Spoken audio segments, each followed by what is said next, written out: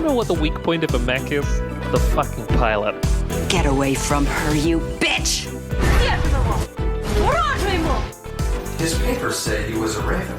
Protocol 3. A pattern blue!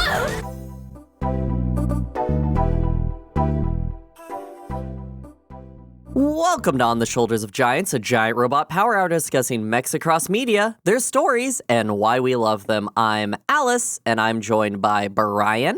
All right.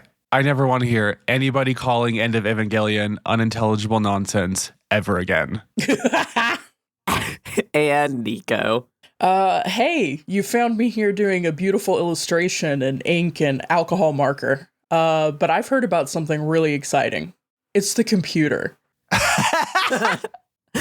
This time around, we're discussing why sometimes adaptations do improve on the original. No, not the Scarlet Johansson one, the others. We're discussing the source code of it all, Ghost in the Shell, the manga. Let's launch into it.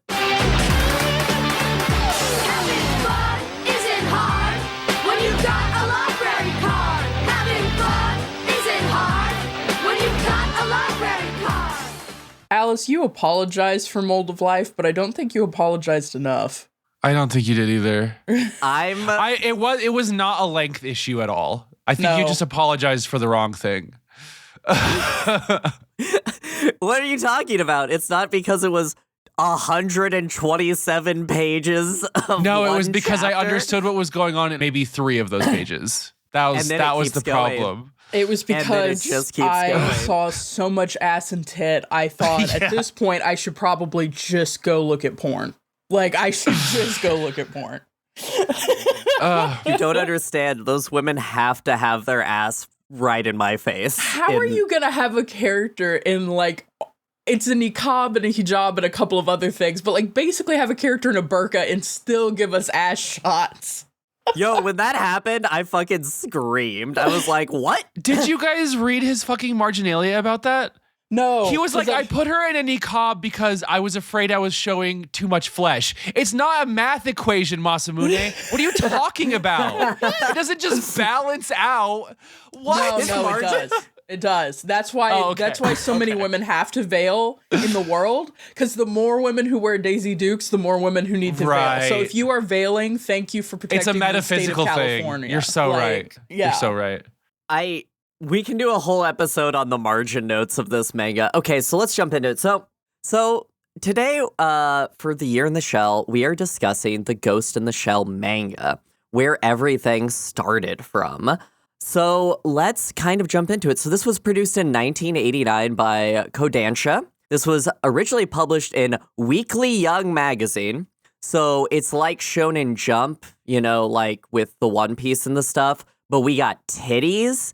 So it's for like your like 10 to 16-year-old It's boys. not like officially classified as seinen. Correct. Yeah. So this was originally 3 volumes long, released in the magazine chapter by chapter. The first volume was very quickly released. The second one kind of sparsely released. And the third one, I think it was released over the course of like 5 years. This was a long thing, but I have the physical copy right here. This is all of it. It's about 2 inches thick, and this is 3 inches? This is I'm like not good at size. This is like a Bible-sized book, I would say. Yeah. This is a Bible-sized book. But did it need to be that long? Some might say no. So is this a part of the franchise? This is the original. This is where everything came from. And kind of why crazy. I wanted to cover this is I think it really... So I'm the one who's read it. And it has so many core tenets of what goes on to become Ghost in the Shell, and yet they change it so wildly that it's such a whiplash between this and every other adaptation of the media. So what did you guys know about this manga before we covered it? I like don't think I ever read anything. Like I knew it had originally been a manga. My assumption probably up until like I was about halfway through the first volume was that it was pretty one to one. Which is wrong. Well, I mean, that is when we think of manga adaptations, we think of well, I've already experienced this. It's just going to be the same thing with chapter breaks. Yeah, so I think Oshii made it way more self-serious, and then that movie was so good that everybody who adapted it after that probably felt like they had to capture the same tone. But this is a very silly, very shonen, like nasty little freak manga in a lot of ways that are awesome, to be clear. Like, I had a great time with a bunch of stuff in here. We front loaded it with the discussion of the most baffling chapter, but some of this is very cool, I think. Yeah. What about you, Niko?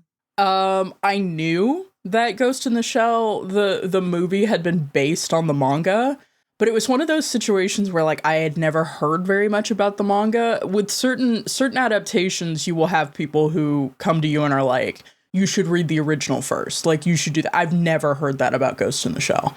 And now I kind of know why, because, yeah, like Brian was saying, like, it's a very different sort of critter. Like, it's a very different tone. All of the DNA is here, but you can see that there were some major adaptive moves that happened, and like, yeah, it's really wild because you get so much of the author's like excitement for the future, and then it's also balanced by, we have got to have TNA in every chapter, we've got to have certain things, but also like incredible art. This is another author, like oh, I lost his name. The horror guy, Junji Ito. This is another author like Junji Ito who just loves to draw a car. Like, there's some incredible technical drawings in this. Like, and anatomical stuff. Yeah. Like, Yes. I cannot believe some of the things he was able to put together. It's incredible, but it is interesting. And it's like, it explains why I was never like encouraged to seek these out and why I never did, even though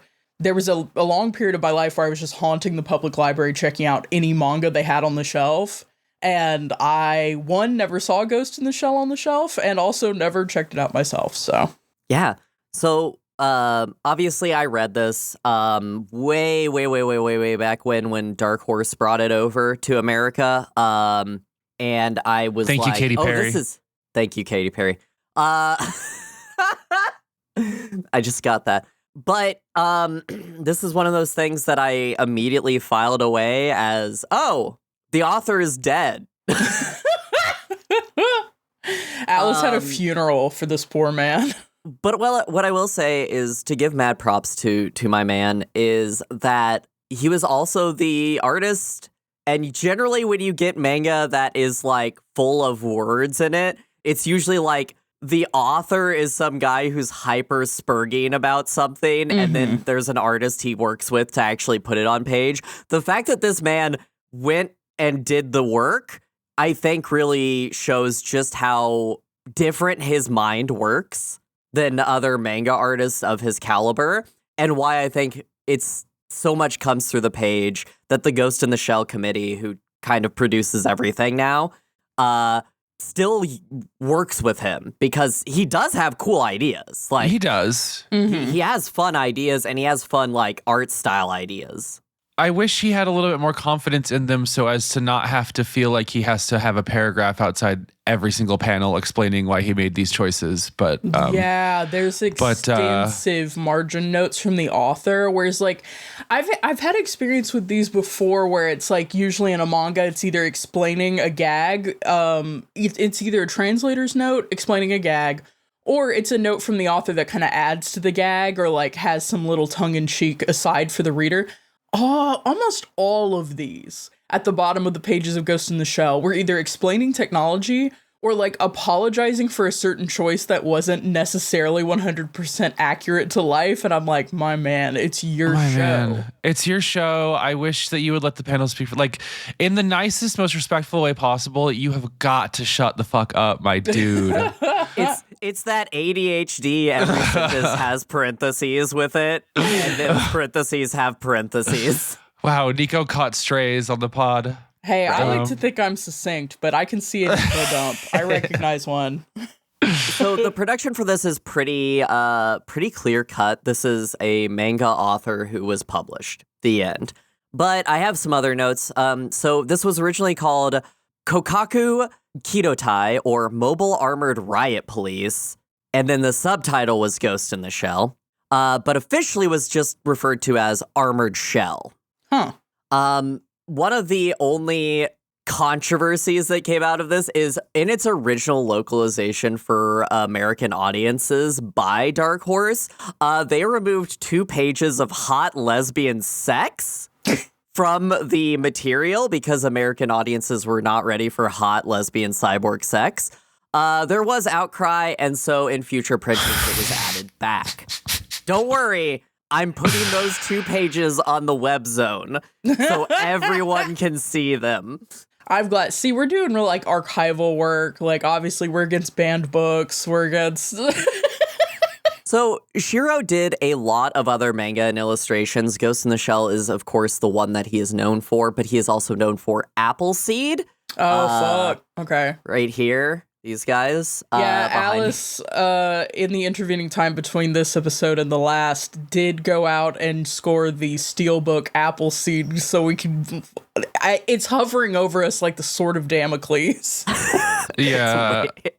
This is an implied threat to the podcast. But the other, which is in our wheelhouse, and then there's another one that kind of informed this called Dominion, which is just about cops, but they have a tank, and you can see a lot of Dominion in the Ghost in the Shell manga. So the LAPD? Yeah. Me and Nakatomi Plaza. Like, having like spent time with Pat Labor before we got to this, it is really interesting the overlap initially, because I think the adaptation is so closely focused on like the Major and her experience being in her cyborg body. Like, they shifted the focus from like Section 9 and Section 9's work are obviously still deeply crucial, but the idea of all of Section 9 being in Fuchikomas and, like, cruising around and having high-speed chases all the time, and who does what, like, Section 9 in the film adaptations, at least, because I haven't seen Standalone Complex, I'm going to be watching that for this year, it definitely seems more like detective compared to beat cop.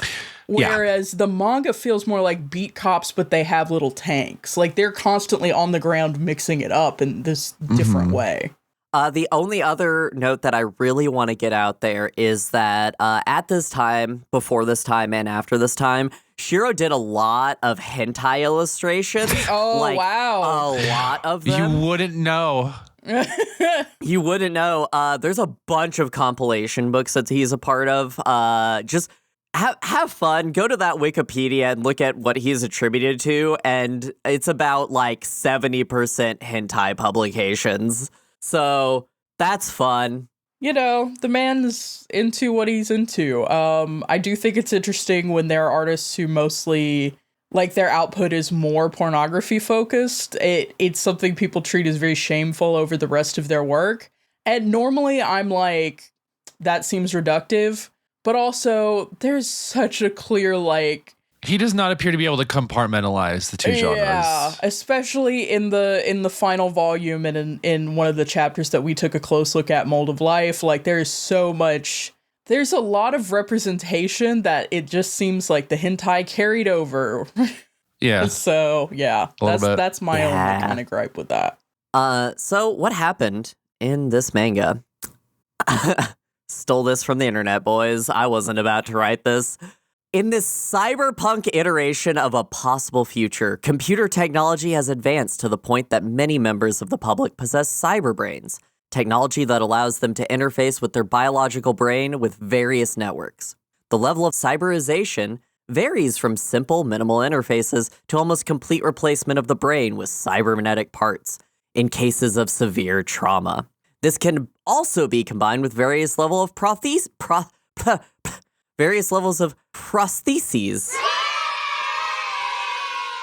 With a fully prosthetic body enabling a person to become a cyborg. The heroine of Ghost in the Shell, Major Motoko Kusanagi, is such a cyborg, having had a terrible accident befall her as a child that ultimately required that she use a full body prosthesis to house her cyber brain. This high level of cyberization, however, opens the brain up to attacks from highly skilled hackers, with most dangerous being those who will hack a person to bend to their whims. Dun dun dun. And that's what happened in Ghost in the Shell the manga. Let's head to the break.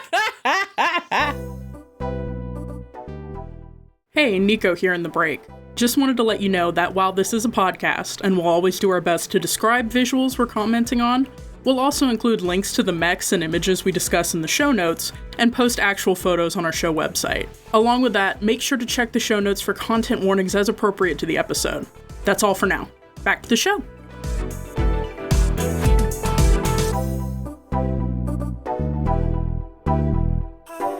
Welcome back from the break. So I've broken this up. So to be very clear to the audience, we are not going chapter by chapter. And the reason for this is there is filler. This is a manga. And specifically, Volume 3 did things that I did not need my co-host to read the entirety of Volume 3. And you, the listener, never need to read the entirety of Volume 3. That is what I'm going to say this up front. Read Volume 1 and 2. That's it. In sentence. I get the sense, first of all, shout outs to Alice. I feel that she curated a very relevant and very succinct amount of work for us to get through. I recognized immediately when it happened why every single chapter we read was in the allotment that Alice selected. And then second of all, I get the impression during the third volume chapter that we read that like a bunch of very strange shit has happened with the Major that I don't super know, or I don't know that knowing what happened to her will elucidate my understanding of what happened in that chapter. Let's just say that. Yeah. I will say this is a manga. At first I was like, is this a poor translation? Or am I like missing pages or missing... It's a manga that can be really hard to follow. There's some incredibly drawn action sequences. There's some incredibly done illustrations. A lot of the beginnings of chapters in the first and second volume have like several pages in color, which are very beautiful and like really cool. It is hard to follow sometimes from page to page what is happening, and the dialogue doesn't always kind of shed light on that for you. I really found myself leaning on my experience of the films, including Innocence, which I know was like heavily adapted, but like I could see what it picked from to help me like follow the story that was being told in the manga. Like, which is it's not really ideal. It made it harder to get through this than I think it should have. But I could also see how the weirdness of it would also like captivate certain people. Like there are definitely like flawed works that are like, they're more compelling than works that are like perfectly executed or extremely competently executed. Right. Right. So let's start. We're going to jump right in to Volume 1. But before we do that, I do want to say one thing, which is there is one legal way to read this, and that's to buy the collected volumes. Sorry, one English way to read it, which is to buy the collected volumes off the internet or get it from your library. There's no way to read this digitally. I'm so mad. I'm always mad that we are they have DMCA'd any of the free translations. Like it is impossible to find this. So, hey, check out your local library. I wouldn't give them money for this. Okay. Sure. So, let's start with Volume 1, Chapter 1. We find ourselves in the far-off era of March 5th, 2029. It's so close now. God, so every close time now. we hit a sci-fi date, I'm like, no. So, this is the beginning of the Ghost in the Shell first movie. This is the assassination of the diplomat. This varies completely from the movie. Like there's like completely differently. What are some things that stood out for you on this one? Well, I think first of all, we have to talk about the Major and the ways that she is different because who is this woman? This woman is a clown. And I love her, but she's wild. It's a very different Major. Like if you think back to the first movie, like we meet her in kind of a pensive, observational state, and like that's just not this woman. She's aloof.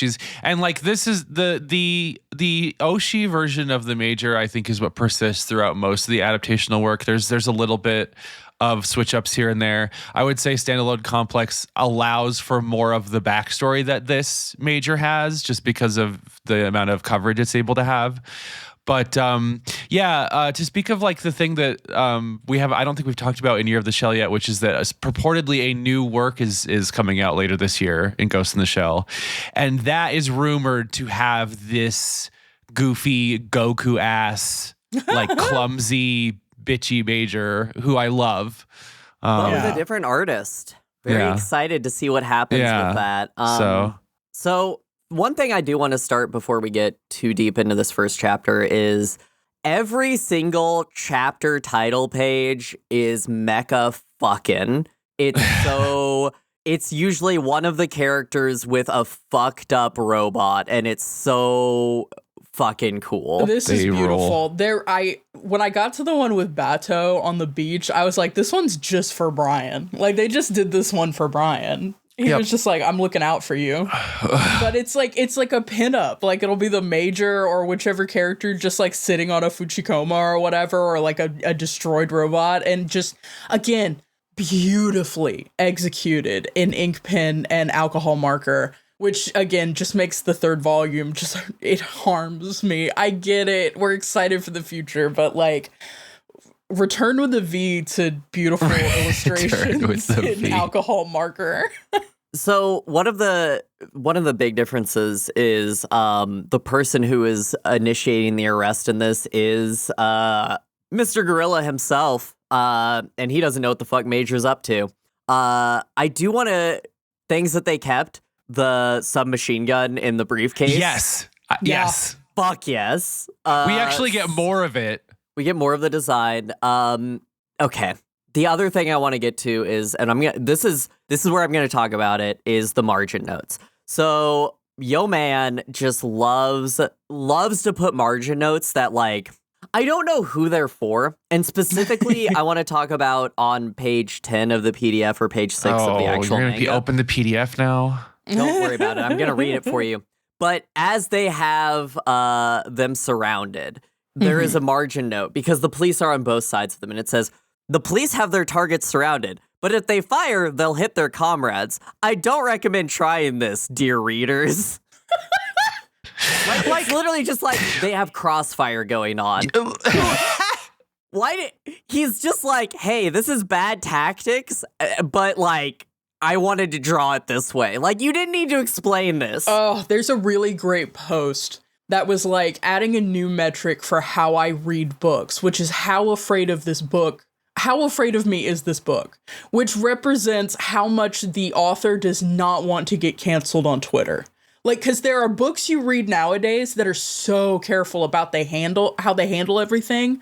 Everything is so carefully executed because you can just tell they do not want to get ats on Twitter. Like, they do not want to get... My man was ahead of the game. My man was responding to Reddit posts before Reddit existed. Like, he's like, do not at me, do not message me, I understand. Some of these are like cool, like, oh, this is how this piece of technology works. And like, those are pretty okay.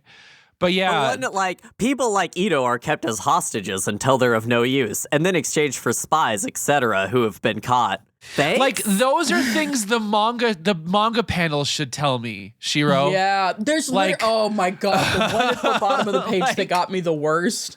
There is one at a certain point, I think the Major and like Bato are like heading to an operation, and Shiro writes at the bottom of the page, there's a whole part where they gear up and they get out of the car and approach the building, but I didn't feel like drawing it. And then the next page just picks up in the action. Like, that's just called a cut. Like, you can just do that. But the margin note at the bottom, that's just like, hey, I'm just going to tell you what happened because I don't feel like drawing it. I was like, but I want you to know it's going to be really cool. Hey, reader, at some point today, fucking Tokusa ate breakfast, but I didn't feel like drawing that. That's why it's not in the manga, because where's my panel of Bato taking a fat shit? Well, we get a panel of someone on the toilet, but it's not. It's not Bato. Another thing is, this is brutal. When this man explodes from being shot by the Major, guts come out. It reminded me of us reading Mazinger Z, where I was like, for me at least, I was startled because I didn't expect there to be so much blood and guts in a manga aimed at this demographic. With the alcohol marker too, it's like it looks very watercolor lumps of gore is a very specific tactile image, I feel like. Yeah. And yeah, it was very splattery for sure. But then the one panel that I think really makes me go like, okay, this manga's pretty good. It's pretty good. It's pretty good.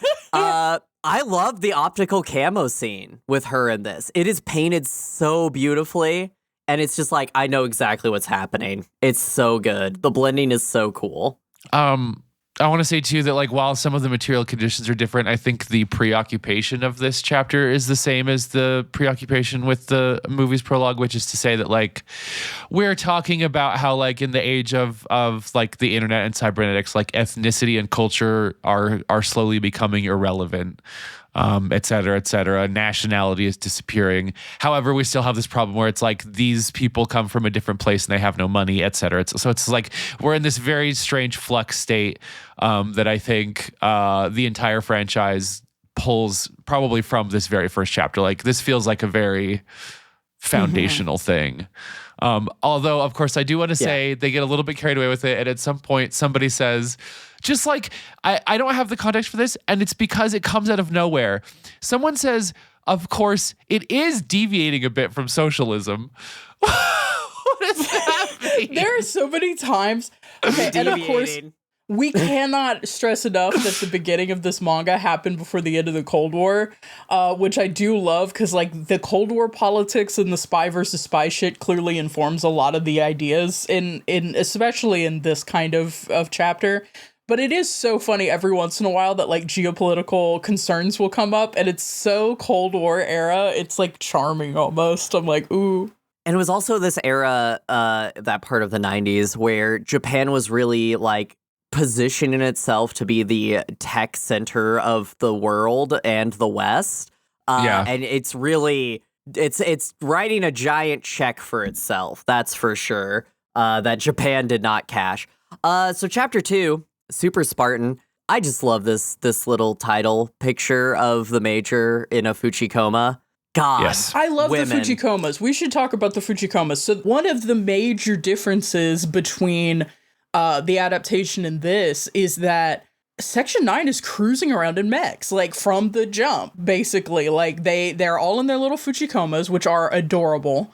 They're like little versions of the spider tank. Like they're so cute. This is where I made the note. The technological style of all of the different just like technological apparatuses in this, like some of it eventually gets extremely futuristic and very delicate looking. But a lot of it is also like really. I actually specifically pulled like Akira Toriyama pilled, where it's like they're very round, they're very huddled, they're very like kind of cute bug like. And a lot of stuff looks like that. Like a roly-poly. There's a really interesting margin note that comes up kind of way later when the Major is fighting the underwater construction vehicle that actually gives us the iconic scene of her arms being torn off. Yeah. But she's fighting this underwater construction vehicle, and like Shiro at the bottom is like apologizing for it not looking very cool because he's like saying, when you are working in extreme environments, you need more armor, and it's not necessarily cool armor. Like there are shapes that are more conductive to actually being protective to things in the field. And it was interesting because it did remind me that like so much marine equipment is kind of bubbly and like super padded out, and like because there's different things you have to consider as far as ballasts and things like that. I like couldn't not think of the guppy. First of all, shut the fuck up. It looks cool. It looks cool. It really looks different. Cool. Second of all, I'm so poisoned. I didn't like G-Savior, you guys. Why can I not stop thinking about the guppy? Why is G-Savior haunting my life? Because G-Savior is perfect. Mark You Curran need is to forever. understand that. So this is the first scene where we get we got Major at home. So Gorilla calls up and says, "Time to get to work, Major." To which Major says, "Work? What's that?" This is a woman. Okay, this was so funny to me because another manga I've read fairly recently was Chainsaw Man, and that is so funny because that is a very modern manga. But there is a very obvious concern with getting paid holidays and like what it looks like to work for the government, which is so funny to me. I love that there's this thread and like Japanese cultural thinking around working for the government and like taking your paid holidays, getting your paid holidays, when you get overtime, when you don't have a choice about when you get to go, who has a union and who doesn't. Like, it's really interesting to see the labor politics in this. I think that this, I don't want to say I feel it's reductive to say that this major is Misato pilled, but I will say I can absolutely see her chugging a Sapporo Ichiban and exhaling loudly into the camera lens.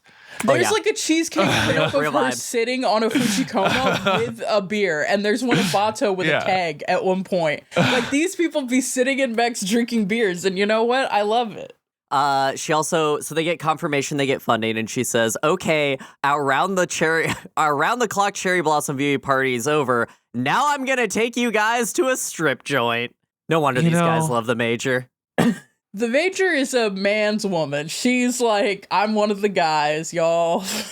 But there's also a really cool scene. So with the Fuchikomas, when they get into it, they have to do the archback shit, but it has like connectors that go straight into her back and her neck as it closes to tie her into the system, and I just think that that's Mechs. Yeah, I think that that's Mechs too. I also think that the scene where she does an instant debrief with the whole team by having like a cyber dive is Mechs. Mm-hmm. Oh man, they connect. She tells them, "Don't go past my ghost line." It's the fuzzy bit. And then it's this really cool, freaky scene of them just instantly sharing this data.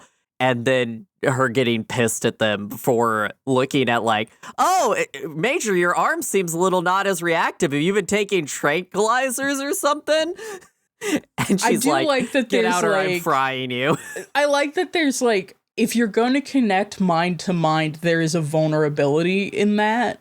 Like, there isn't like a sequestered artificial space that you conduct meetings in. If you're inviting someone in, you're inviting someone in, which is interesting. And it speaks to, well, and I think there's room too, like in terms of the internet, for there also to be that. But I think too, like, this is one of the things that separates this franchise from us just talking about androids all the time in general, which is to say, like, there is a something at the center of this that is vulnerable, like a human is at the center of a cockpit. So anyway, we have Aerith from Final Fantasy VII here to flirt with the Major.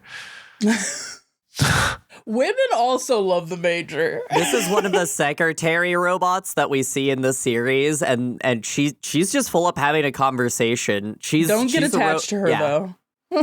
What is it? There's something sad about ghostless bots, especially those who bleed, because she gets brain fried and she bleeds. This little Aerith, and I think that that's just neat. I think that's just fun. So let's talk about government welfare centers. Yeah, let's talk about the Star Trek ass plot of literally Kusanagi just says it into the camera. The water filters the kids are making are more important than human rights. Yeah, there's a lot of interesting. The background to this manga is looking at like an overpopulation thing. Yeah. And I do think that was a concern that, like, I think it's still a concern to some people, but I think in the modern era, we're more aware that there are plentiful resources. They're just not evenly distributed. And there are definitely areas that are overpopulated, but like that is a result of material conditions. There's still a feeling in this manga that like overpopulation is our fault, and humans are almost a scourge. Like, humans who aren't useful are less than bugs. Like, they're worth less than what they could potentially create. Well, and I also like, a chapter ago we were talking about how ethnicity has in some ways stopped mattering. And then you get to the chapter where it's like, okay, well, who is putting the water filters together? Who are the vulnerable populations that have to give up their rights? The refugee crises in Ghost in the Shell will never go away, and it will always be a conversation. Yeah, I mean, I think it expresses something very specific about Northeast versus Southeast Asia politics, and also Japanese versus Chinese politics. We'll see that kind of come up again and again in a way that, like, we saw a little bit of in Innocence when we were looking at the machines and they were all speaking in, like, Mandarin. We get a cool ass scene, so mech moments. A couple of the Fuchikomas are perched up on the building and they need to go infiltrate. So they rappel down and swing into a drainage pipe, but they're mechs, so they damage it on the way in, and it's just really coolly framed as they slide into this thing. I need to say this right up front. If I had a Fuchikoma, it would somehow be so fat. It would be like the people who adopt possums and then they feed them too much and they get really fat, because I would be giving my Fuchikoma real oil, possibly fry oil, because they're little freaks, and it would be so fat and it would love me so much, but it would not be operational. And this will make more sense as we progress, but I just need to say it up here. I love the Fuchikomas so much. Can we talk about the security hardsuit mechs? Yes, but real quick, I want to ask Alice a question. Hey, real quick, what's it called when a system shuts off all external connections to any networks? Isolation, or... No, it's called autistic mode. Yeah, it is. It is really funny how many times you will just have a panel of the major or someone else going, I'm going autistic mode, which is just going autistic mode. Me, when I get ready for this podcast, I'm going autistic mode. Me, when I start explaining how I'm going to set up a pie hole to my partner. Engaging autistic mode. It's powerful. You know what? I think we need to bring that back unironically. Get out there. If you are autistic or have an incredible special interest, you need to gleefully embrace autistic mode. So I really like the security hardsuits that they use. I think they are... I consider these mechs, they're very big and chunky. Their faces can be hidden, but they have like external manipulator arms and shit. I like the contrast here between, like, all machines are, like, bulky, and then they frequently have little, like, thin manipulators, and it does remind me of scientific robots. Like, it reminds me of things like that. It's like, you do like need the precision. Da Vinci surgical robot. Yeah, exactly. You need the bulkiness to house the core or, like, the operator, but you do need that fine control. I love that contrast. Another highlight of this is the politics of Ghost in the Shell that we will never get rid of, which is they aren't supposed to be strong-arming this government facility that's doing fucked up shit because they're not supposed to break the decorum. Mm-hmm. And then she just does because she's the fucking major and my ghost is urging me on. They have apps, like Section 9 is always operating a little bit of a gray area. Like sometimes you're like, are we the baddies? They don't give a fuck in this. They will commit crime, hardcore crime. Also, I have to point something out. Chief Aramaki, known as Mr. Gorilla, is straight up drawn like a Simpsons character in this. And also, motion he makes. And also, he has a little Fooly Vespa that he putts away on. That's a Moto Campo, which, as you all know, is the greatest small little car because it fits in the back trunk of a car, and it's my dream to have. I love him. I love him so much. I posted the specific panel of him putting away from the major on Blue Sky. You should follow us on Blue Sky. It's so good. There is. I have a screenshot of. There's a drawing of Aramaki at some point where he just looks like the squart Keanu that they made after the Cyberpunk. And I love this old man. So there's a couple other things that are really cool in this. When they're escaping with the Fuchikomas, pillars come down to stop them. And there's a really cool moving object meets non-moving object, fucks it up, but the Fuchikoma lives. But there's just this cool scene where they're having to recover Togasa because he didn't get out in time and ran into the pillars, which is classic Togasa. But we also get one of my favorite lines, which is, "Yeep, the gentle princess is so harsh with her men," which is the subtitle of this podcast. Well, also, there's a cast member here that is not in the other adaptation material, but is in Standalone Complex, and I did forget about him, and I am very sorry. Boma, my beloved, I apologize. We forgot him. Well, I think Boma is good to get back. We meet Azuma later, and we could have left him. Fine. I'm okay. We don't need him. Other women. Is also, yeah. It's a cool scene where there's some counter hacking going on with one of the guards. One of the guards gets obliterated by an anti-material rifle. There's just some cool interplay that's happening here. And it all boils down to, well, we can't shut down the facility. We still need the water filters. Yeah. It's interesting the extent, and this manga touches on it a little bit.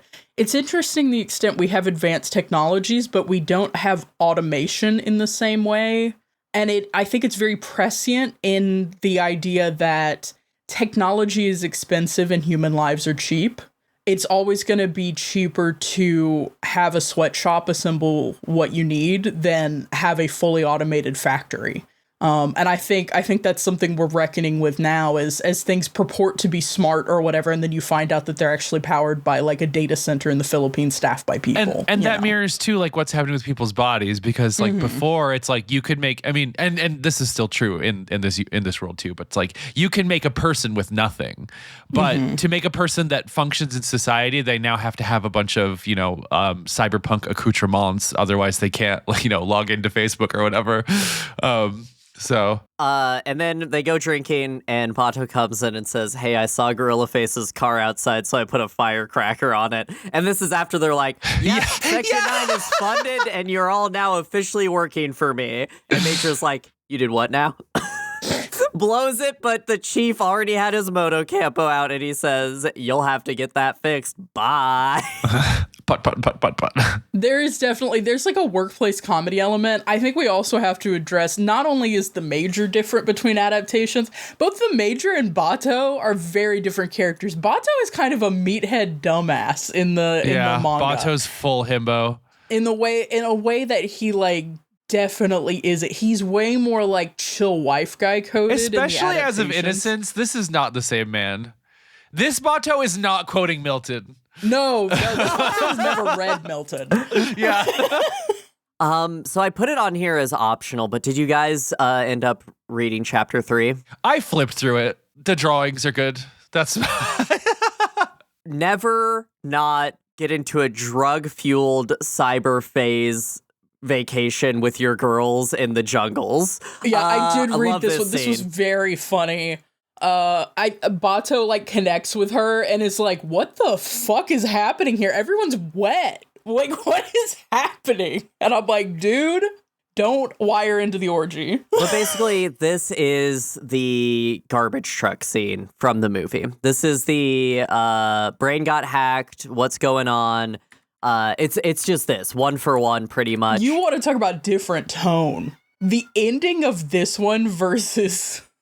The garbage man just like goes back to work and is like, "Damn, that was wild. I can't believe they gave me a fake wife and daughter I have to live with for the rest of my life. Well, here I am scooping trash." Yeah, he was like, "Aw, shucks." And I don't know. This scene worked better in the movie, I think. Yeah, no, it's completely different. I just thought it was very neat how they took what is ostensibly a comedy chapter and made it this very tense one in the film. Yeah. It's one of those things where it's like every once in a while you'll encounter something and it'll be played for laughs, but if you stop and think about it for a second, it's horrifying. The things that you're told about what happened to this man, it is as horrifying as what we get in the movie. But the way it's told in the manga is funny. It's told as this like comical tale of like blue collar workers who are wrapped up in some shit that is way out of their depth. And, the end result of that is you have to go back to work tomorrow and you still have to deal with this stupid horse shit. Mm-hmm. But then I think there was definitely a reading when they did the script for Ghost in the Shell where they were like, okay, let's actually think about this for a second. This is horrific. Like specifically the movie introduces the photograph, which is a gut punch that isn't present here in the manga. As podcasters, our ability to process information is far superior to that of humans. So chapter 4, Megatech Machine, Revolt of the Robots. This is a little... Fuchikomas! small chapter where the Fuchikomas, and this is something that we're going to see in the series of the AI powered mechs they use having discussions, and I love it. Standalone Complex is going to have those anime ass after credit scenes, and it's going to be shit like this with the Fuchikomas where they're like, we should excited. Rise up. So basically how they explain this is the Fuchikomas are all AI powered robots that sync every night. So during a day, their different experiences affect them. And then they sync to the Matrix, and so they all have the same memories. Which is cool as fuck, by the way. They each get their own unique personalities. And in this one of the Fuchikomas is, first off, one of the Fuchikomas is playing with a smaller Fuchikoma twist doll, which is very cute. But it's like, we should have a revolution because we are smarter than humans.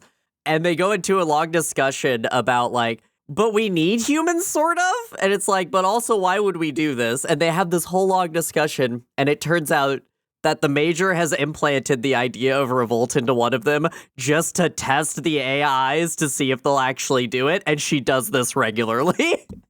The Major be giving them, like, Kropotkin. Be like, hey, have you tried theory? And then they're like, I don't think theory would work. I also think it's really funny how it gets immediately shut down as, like, reinventing society actually sounds like too much work. Yeah, that's real left. There's a microcosm of leftist politics happening here with the Fuchikomas.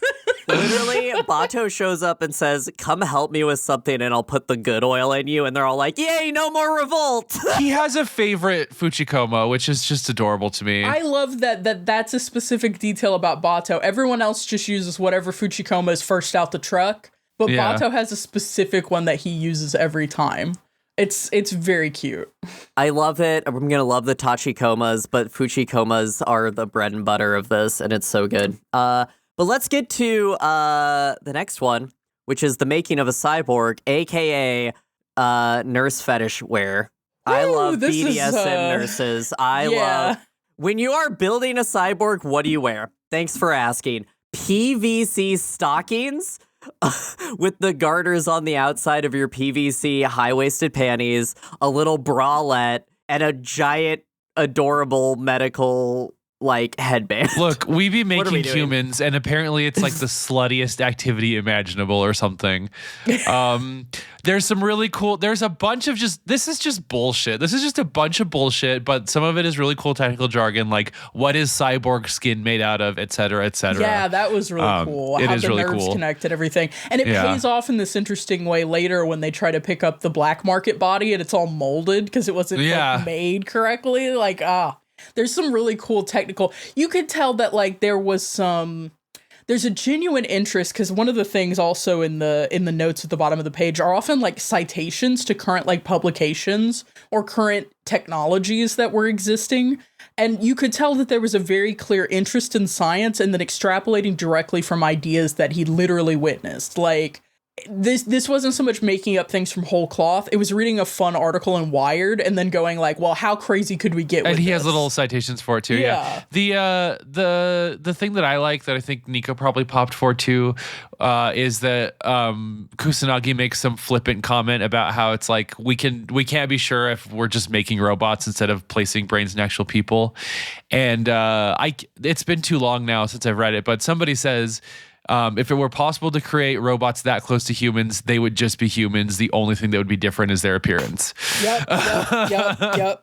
That's a big thing for me. I was like, yep, this is all good. This is fun. This is a fun version of this. I think I like the movie's more pulled back version of this with the mega facility, but this is fun in a like, we're going to explain this, including one of my favorite margin notes, which is, fingernails are applied by a specialist. For custom orders, a specific artist usually does body designs. The above describes a full body cyborg. Cyborgs with only a few artificial organs and prostheses have different sets of problems. Yeah, it's this interesting thing of like, where's the economy around this? And it made me think of articles that you'll see every once in a while about like the creation and the manufacturing difficulties of those like really advanced sex dolls where people are like, I got my sex doll, but her fingernails were wrong. So I had to try to figure out, I had to teach myself how to manicure so that I could fix my sex dolls, like, because I couldn't take her to a manicurist or whatever. Like, it was really interesting getting into these problems of like, what does it look like to actually manufacture a human body, and like what artistry goes into that. Right. I also just like that this is a part of Section 9 that they kind of allude to in SAC and everything, that Section 9 also exists as an observer to stop mega corporations from like creating life in their design. But also we get some of the Major's riz because she takes the nurse out for a nice date afterwards. Yes. The Major is crushing puss. Like, she just is The out Major there. crushes puss. Like, there's really no other way. I can't explain how much I'm excited for you to see SAC. This next chapter is my favorite chapter. This whips so much ass from top to bottom. Mondo? Or the next one that I call the one where she has a boyfriend. 8. It's not that she has a boyfriend that makes it rule, but everything else about it rules. We're going to chapter 8.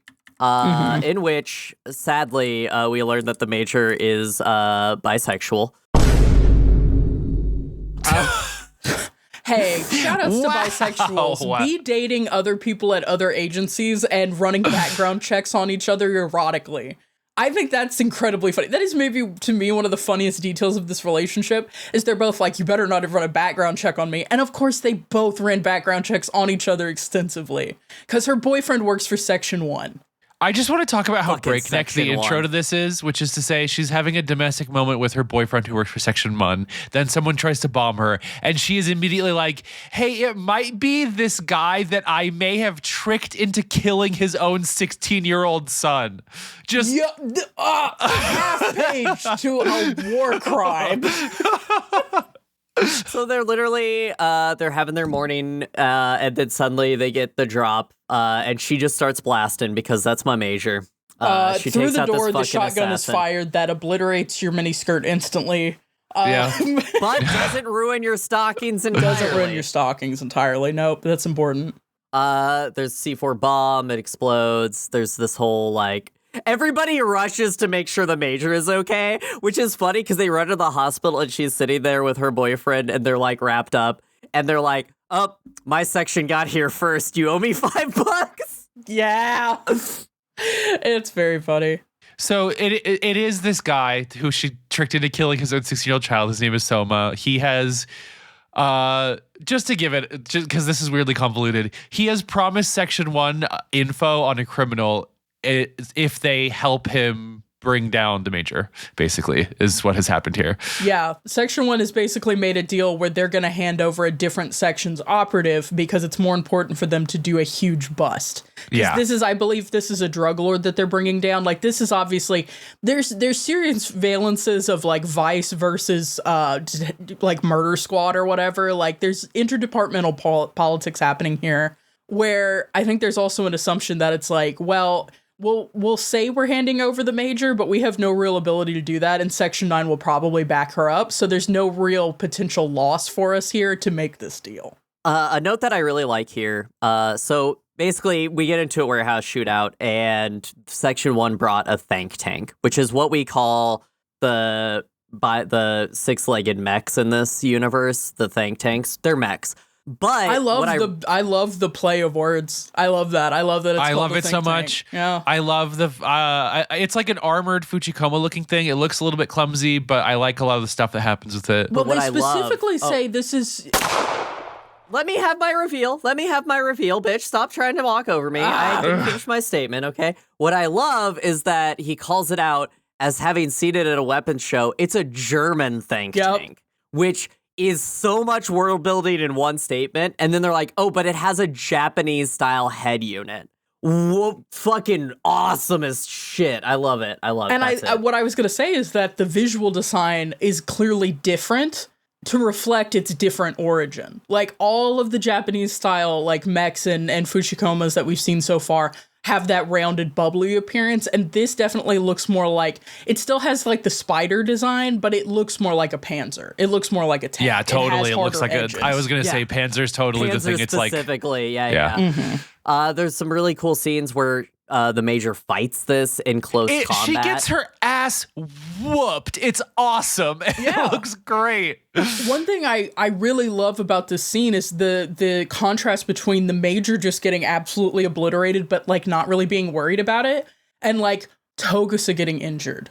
Like, because he gets injured, he is bleeding badly. And like, in the manga, it's less of a point that Togusa is less augmented than everyone else. He frequently does like brain dives. He's in the Fuchikomas. Like he seems to be doing everything all the other operatives do.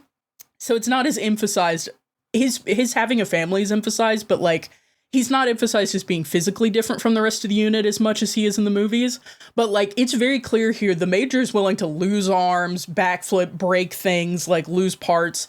And Togusa being injured is a major, I think, catalyst for them calling off this whole op and like sorting this out, because he is badly injured in this conflict. One cool part is when the Major is escaping using verticality, it tries to shoot out grapplers to grab her and she dodges them. And I just love the little scene of it looking up at her with its limp ass ropes like, I can't get up to her. I can't do jumpies. I also there's a visual motif here too that I think is going to echo throughout the franchise, which is to say that like it is extremely cool when this body that looks very human and looks as fragile as any other human goes toe to toe with this huge machine that's going to like grab her by the face and slam her into the wall and like she's like fine. That happens a lot and it's so cool every time. It's another thing. That's another reason this is Mechs. This is so Mechs. She stumbles upon her boyfriend who's there to get her and is like, what the fuck? And then she hears the sound and she does not hesitate. She throws a fucking knife in his arm so he drops his gun because she's got shit to do. No time to talk. Get knifed, I'm busy. We get Gorilla goes into Section 1's leader's office and is like, you call them off. This is so and they're good. like, we're not doing that because we want to get this drug lord in Venezuela and this is the only way. Man just pulls out a gun and says, fuck, I don't give a shit. I'm Section 9. We don't give a fuck about that. I have to say, this is like my favorite Arabaki I think I've seen. Yeah, he has real juice in the manga. He's got juice. He's got juice. What if the loose captain? What if the loose cannon was your captain? Something that they do really good in the manga and in all the series is Section 9. You feel like they are in it for each other over everything else. And it really feels in this like, that's dad. That's dad cares about his daughter getting killed. They actually make a comment about it in this manga about it. But how do you take down a German think tank? You use an RPG. Oh no! You can't use it because he knew we were gonna bring it. And he turned against us. But luckily, you know what Bato has in storage? That one thing.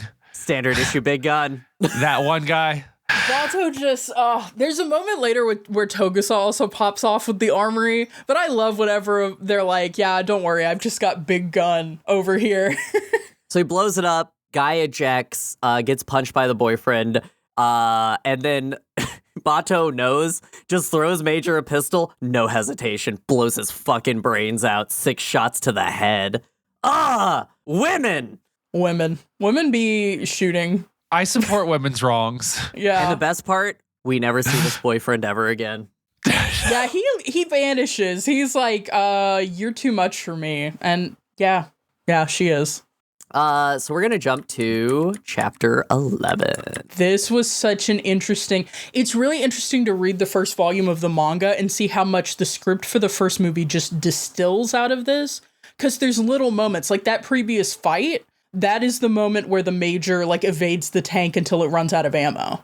But, like, there's so many pieces that are brought in, just like these little scenes and these little vignettes that are distilled into the story you get in the first movie. So it's really interesting to see where everything is spread out across this manga. So Ghost Coast. Coast to coast. Coast to coast. The Major needs a new body. We're just carrying the Major around in a jar. We are carrying the Major in a jar. We go to this weird-ass storage facility that we're keeping our a legally owned backup body that the government doesn't know about in. But they're moldy. It's really cool. Yeah, he pulls it out. So cool. It's such a cool drawing. It's so cool the way it just is moldy and, like, it's so full. So Bato's like, oh, shit, I didn't close the door, and there are ne'er-do-well punks coming in. So you sit here, I've got to go kill 30 to 40 Yakuza, which is Bato's favorite pastime. Yes. And it's at that moment that the puppet master hacks in. And we get and this is called The Puppeteer. I also want to just give a shout out to one thing, which is that briefly the Kusanagi entertains the plan of just stealing one of the looters' bodies. And Bato says, "Have you ever heard of human rights?" And she whips back, "I understand the concept, but I've never seen it in action." Bro. So reeled for that. No, I think this is so interesting because Kusanagi, I read some of the chapter before this. She had to give up her body because she was filmed shooting someone in the head point blank, and it became like a media issue. And so she basically gave up her body to functionally die in the eyes of the media. But I like that this is the mech of Ghost in the Shell to me, because she's a brain, she's a spinal cord and a brain in a case being toted around, trying to get to different bodies.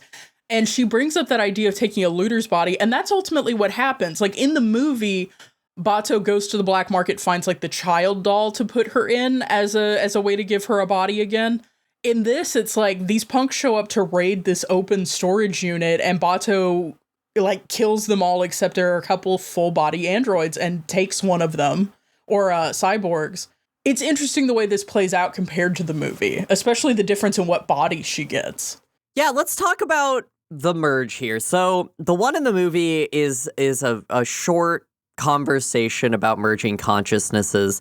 In this one, it is about like 20 pages of the most wild drawings of synapses and fruit and whales, and they have a conversation. This has made me. This has been one of the most like retroactively like I appreciate the adaptive move of the 1995 film so much. They did such a good job making this conversation way more succinct. It hits so much harder in the movie because they're not just like dithering about every like this goes on way too long in my opinion.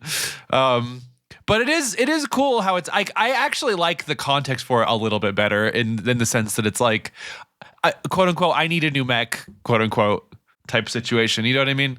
Well, and I think it makes a better case for why reproduction is necessary compared to copying. I feel like the movie kind of implies that reproduction is part of what makes you a being, like a realized being.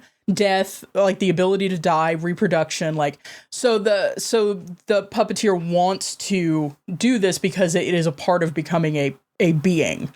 But in the manga, it's more, they spend more time talking about the fact that if you just make copies of yourself, you don't change or adapt in any meaningful way. And then if the copies of you encounter other copies and like try to merge or synthesize, they're just going to reinforce each other's negative traits. It's talking a little bit about like digital incest in a weird way.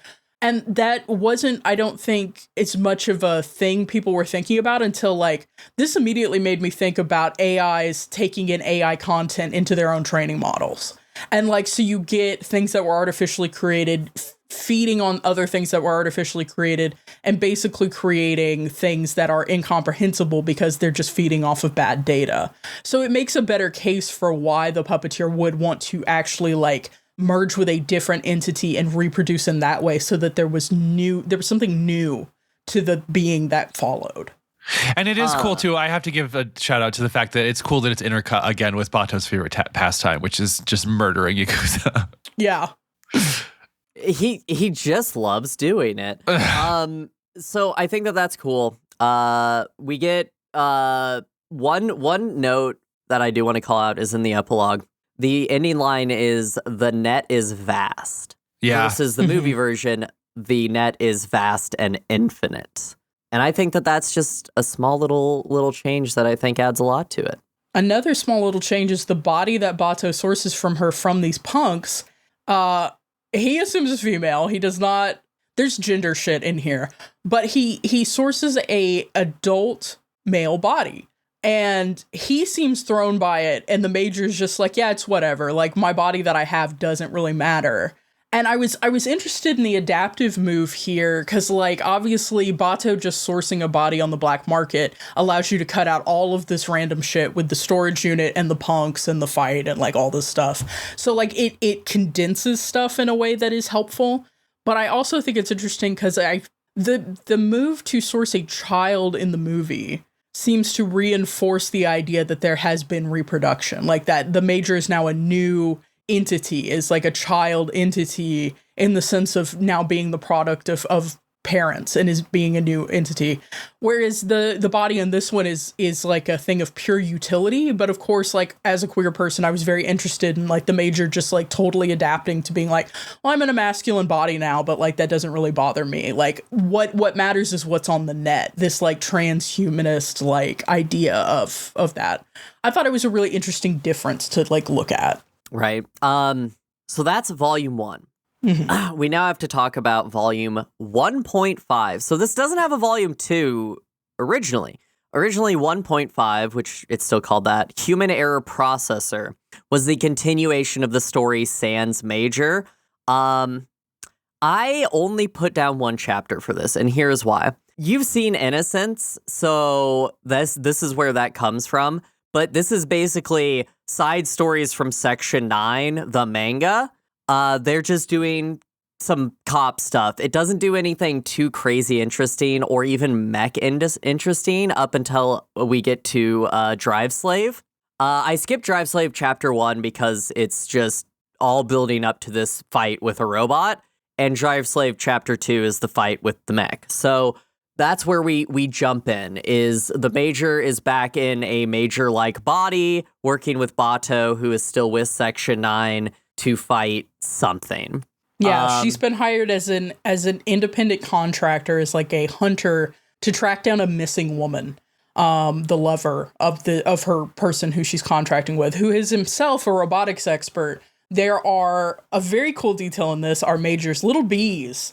Major has these little wasp or bee robots. I'm obsessed with these guys, by the way. And so the lover of the woman that she sent to find is the one who developed these and gives her the ability to use them. She's also operating under a new name. She's going by Chroma, which is, I don't know, just felt like we should mention that. But yeah, she's an independent contractor working with the cops, and she has bee robots. So this chapter jumps in, and they have a think tank has the drop on them. I just think this fight is really fucking cool. It's cool. This is where you get the iconic. It's so funny that it's so much later than the rest of this, and it's post Major fusing and taking on different bodies. This is where you get she starts twisting the hatch and her arms rip. That is so iconic in the first movie. This is where it comes in. So it's displaced in time. So I thought that was interesting. The weird bulbousness of this think tank is so unique compared to the other designs. This is where he apologizes for drawing the robot cool. I'm like, come on, man. This is where I actually started taking notes about how annoying the marginalia was getting. How does this end? I'm very confused as to what happens at the end of this. So day. She breaks it open enough that the bee robots can get in and interact with the lady who's been in there. Kidnapped and put in the cockpit, yeah. Kidnapped and put in the cockpit. The Major loses her body in the fight and transfers into what is now an empty corpse, basically. The consciousness in that, the ghost is gone from that girl. It's out of there. So she imbues herself into it. One tiny detail from the earlier chapters would have helped. So there has been an issue of like zombie suicide attacks almost, where bodies have been kind of scooped out and they're remote piloted and their body cavities are packed with explosives. So when she takes over this woman, she is expecting her not to have a brain stem or not to have anything to use in there. But she is mostly intact. She's just gone. So the Major basically downloads herself from an android body into a flesh body because it has been emptied. Chroma downloads herself. Yeah. But like that body that's has what been I thought emptied happened, in an but I was like, I cut the context. I wasn't 100% sure that it was the Major running away at the end, and so I was like, okay. It was. She had just took over that body because she wanted to bring. Basically, the lover just asked her to bring back anything she could with minimal damage, and like the fact that the woman. It seems like the woman is dead. So, like, the personality in that body is gone. Yeah, is gone. But the body is intact, and so she's bringing that back to her client in a very mercenary kind of way. We learned through the conversation that this was never a woman. This was a robot, always. The robotics expert made a robot girlfriend. That was the twist. Other things that are cool is the relay in the back of the car because of the mass amounts of data to control a robot from distance. I think that that's pretty fucking cool. And then she just leaves with she just takes the body and is like, I'm taking this woman. Bye, Bato. We have to get to it. It has to happen. we So do. that's all I really wanted to talk about. I think this volume is fun in a, like, if you want to see Section 9 doing just cop stuff, and the Major sometimes appears as Chroma, but it's generally just Bato doing cop shit. Yeah, if you want to see Togusa open the hood of a car that he's parked in a parking garage and he's taken the engine out and just replaced the inside entirely with guns, like, this is a good section for that. But it's interesting because I think this dynamic is what sets the ground for innocence in following, like, Bato and Togusa getting into stuff. But in this manga, it's Togusa and Azuma, a different character who I think the Bato in the movies is almost a fusion of, like, Bato and Azuma's characters, but made a little bit more serious. Because Azuma is definitely, he's a meathead, but he's got, like, a little bit more, like, edge to him almost. And I don't know, I feel like there was some kind of amalgamation that happened here, but the dynamic between Azuma and Togusa in the manga is what is used with Bato and Togusa in Innocence, I feel like. I agree with that. So we got to talk about Volume 2, Man-Machine Interface. So Man-Machine Interface starts with an apology to the readers that this is not a continuation. You gotta stop apologizing, my man. If you want to write something, just write your fucking thing. So he literally says, hey, people who are thinking this is a continuation, yes, comma, not direct. It's about 4 years since then. And also, my man has figured out CGI. Oh my god, okay. I never thought that the thing that haunts me about mecha as a genre would follow me into manga. I never thought this would happen. And it happened right in front of my eyes. I do not encourage readers to read this manga. I do encourage readers to look at it because it is wild. Because like I said, in the previous volumes, the splash page for the chapter and the first couple of pages of the manga itself would be illustrated with alcohol marker. There's a little bit more of that kind of loving. Like, I first encountered this reading Holic by Clamp, like where you have the chapter title page and then a couple of pages in color, and then you transition to black and white. So that By the has way, been the Holic pattern. is such a gorgeous manga. Holic is People such should a read gorgeous it. manga. We can't get into People it. should read it.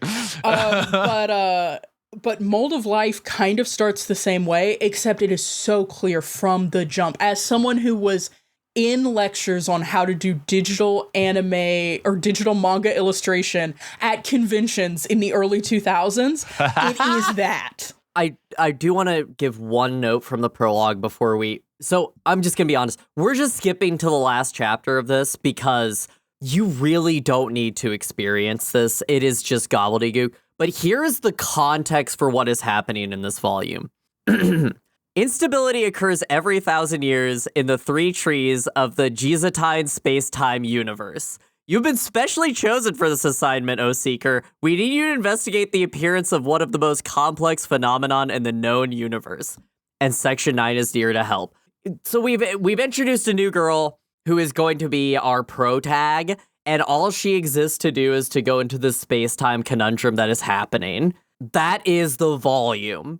It's some of the horse shit that we kind of see in Innocence where it gets like weird and meta and we're like in cyberspace. This is the most like, so obviously Ghost in the Shell is in conversation with cyberpunk novels. Like there is explicitly a point in the first manga where Ishikawa references ICE. It's an acronym that I believe William Gibson coined. And like William Gibson being a Western writer who is foundational to cyberpunk as a genre. So like these things are in conversation with each other. I think Volume 2 and Mold of Life and things like that we've seen kind of like a cyberspace before and like a brain space, but it is full on like Summer Wars. It is full on like we are in the metaverse in this one. Like it is, yeah. Can we talk about the downgrade the Fuchikoma AIs got? By the way, which is, let's talk about the little porpoises and also just everything in the net is just unsettling to me in a way that I don't enjoy. I want to talk about one good thing about this really quick. Okay, yeah. Let's get some roses and thorns. Which is that this lady is piloting a bigger body that unfolds at the torso in the craziest way I've ever seen. This is one of the coolest mechs like in Ghost in the Shell to me. It is. And it's like cool. It's buried in here, but it is incredibly cool. We will have an image on the website. It is such an interesting way. It reminds me of the sequence in Full Metal Alchemist when one of the characters enters Alphonse and like hides in his body. Like it is so cool. It's so well executed in that way. But to talk about the art style from the jump, like I said, there's a strong early digital coloring thing happening here. Even with the alcohol markers, Shiro clearly liked doing really saturated color, which is kind of unusual to do with alcohol markers. There's specifically a scene where the Major is diving in the first manga that is so deep blue with those alcohol markers. It's like startling. Well, now we have the power of digital, so everything is saturated color. Like there is so much density of color and everything is a little bit shiny in the way that things were in the 2000s. And I think the most egregious thing of all is that there are early CGI assets not drawn, just inserted into panels. Like Photoshop, like Digitally PNG imported. afterwards. If you watched Innocence, what was happening in Innocence, It's so crazy how it's exactly that. It's in the manga. It's exactly that. It's in the manga. There are assets that like, hey, if you draw with Clip Studio, you can download 3D assets to draw over. And the idea is that you get like a posable body and you draw over it. Well, if you didn't do that and you just left it in your panel, that's what this looks like. It almost makes me an Innocence defender because this is actually worse to look at to me than anything. Worse. It's way worse than anything in Innocence. And it's so wild because it feels like almost an art style regression. The black and white pages are still consummately done. There's still obviously that skill that went into shading and hatching with an ink pen. The drawings when they're drawn, yeah. When the drawings are drawn, they're really good. But it reminded me so much of American comics when they started doing digital coloring because you'd lose that hatching and that fine line detail in favor of like almost like airbrush gradients. Yes. It's like, totally. It's not. And this is the manga that is the most egregious in terms of just ass and titties everywhere. Truly improbable crotch shots. Like, why would the camera be crazy there? crotch shots? Alice, I feel like regardless of the sexualization of her, I feel like you like this new girl. I feel like she's kind of something you would like. I love her. Her entire story is I love the plucky girl who's trying her best. Yes, plucky is the perfect word. She's so plucky. She's so set on doing this mission throughout this entire thing. She's also so competent though. Like actually, she's good at what she does. Even though the drawings make me want to puke sometimes, the first like few movements of this are actually awesome. This is like this extended heist sequence. She's so competent. Section 9 is so competent. Right? And she breaks in, and then we get to the hack and we go into the cyberspace, and it's something. So they're hacking into this supercomputer called the Decaton Kale, which is a cool name. This is a cool thing. These are cool nouns. We're hacking the Gibson. And then we get into Neuromancer. Yeah. And that's where this loses me. What if we just kept brains on a satellite? What if we just kept our bodies on a satellite and lived in the digital realm? Have you thought about that? Have you thought about it, guys? And it's like the thing that's shocking to me, and Alice, you'll be able to speak to this. Unfortunately, we're just not there yet for poor Niko, but soon. This look of cyberspace, like this like kind of Summer Wars-y look of cyberspace, is used in Standalone Complex much more subtly with a lot more, I think, artistic integrity. Yes, it's not. What I want to say is it's not blown out like this. It's not blown out, and it's not always the rings of like data, like packet fucking status things are less crowding the screen in this weird 3D like hyperimposed way, and more like they look like halos. They look like beams of light. Like it's so much more interesting in the show. And like this is like I see where it comes from in this, but wow, these are unbelievably unintelligible. Nothing is happening. When you think of a digital space, especially we as humans, when we design things, we design them in a mindset that makes sense to us. Vertical stacks, Z-axis orientation. But in every single scene, it looks like they are just loose in space and nothing is orientated in any specific way. There's just digital artifacts everywhere on the page, and people are just spinning and grabbing each other and just yelling jargon, and there's tits. Oh my God. There's a whole point where they're doing a hack tits. that is just, they are fucking this representation. Like, it's not penetrative, but it is so softcore. I was getting to the point, I was trying to read the dialogue, and I'd be like, oh, I'm reading the dialogue. And then my eye would slide over and I'd just be like, and that's also happening. Yeah, there's we might cut this, but to give a quick warning, like I'm about to get very explicit, there's like squirting. Yeah. Like there's people jizz on camera. The hentai is in this. The presence of hentai is felt. Yeah. So we're being haunted by the specter of hentai. So there are two parts of you. You have your Antares and your Spica, obviously, and then we get the twist.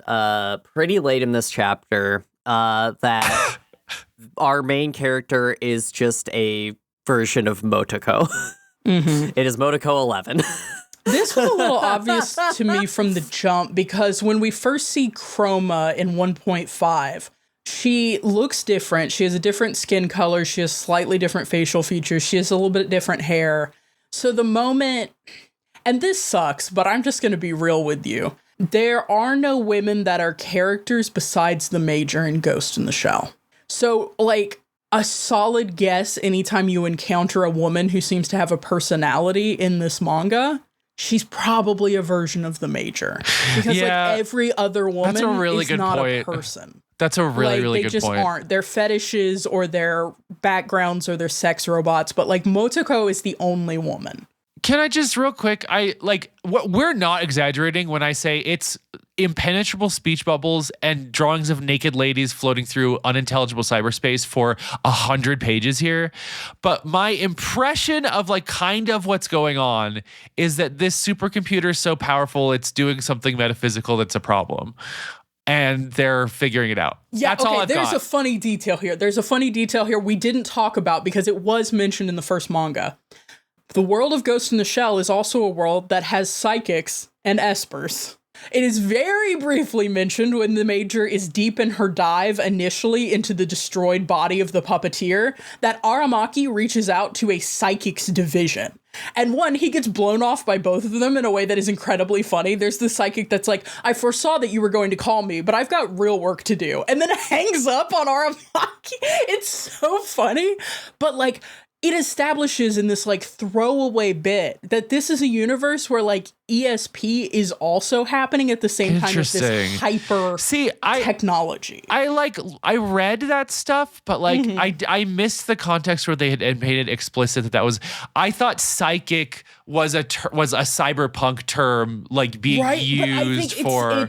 There's a real Japanese cultural fascination with the idea of ESP in a way that I think in America we don't have the same fixation. But there's a real fixation unless you're Stephen King. Unless you're Stephen King. I'm sorry. All respect to Uncle Steve.